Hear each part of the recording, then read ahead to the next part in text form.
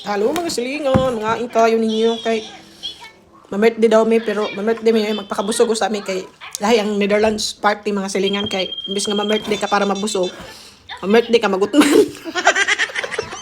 Kay walay dagang kaon mga silingan, dagang nag-inom og istorya so mga untaw pakabusog gyud ta. Dito mga silingan no. Experience na ako. Primerong experience na ako dari sa Netherlands. Ihagad ko Nicolas o mga tuta kay birthday sa akong amiga. Siyempre, ikaw nga Pilipina, anad na kaog. Kaya bang birthday nga, kaon na sa ato, no? Basta birthday. So, wala ko na ni hapon mga silingan kay birthday good. Wala po nag-ingon si Kulasos. Excited na ko mga silingan kay first time lagi maka-attend og that birthday party. Sus mga silingan kay mag-abot dito, nagulat mo ko. Asa may lang handa. Nga, giserban ra ko og isa ka slice nga cake. Ano ra mga silingan. Tapos, wala na, gutom na akong tiyan. Nga na akong tiyan ba? Patay, nagulat ko mga pila ka oras. Wapang gwi kanang pares ato ba nga paldo-paldo nga mga handaan mabisag pinubrera no pero busog mo ka wala man gyud.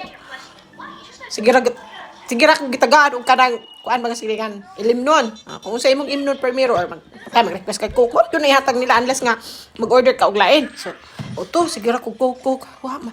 Siyempre mo tiyan no kay wag sulod cake ra nga.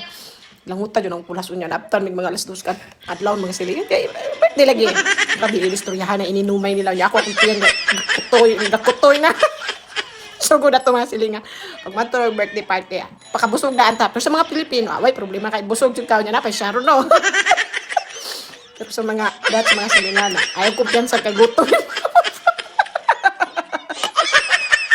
so experience lang ako mga silingan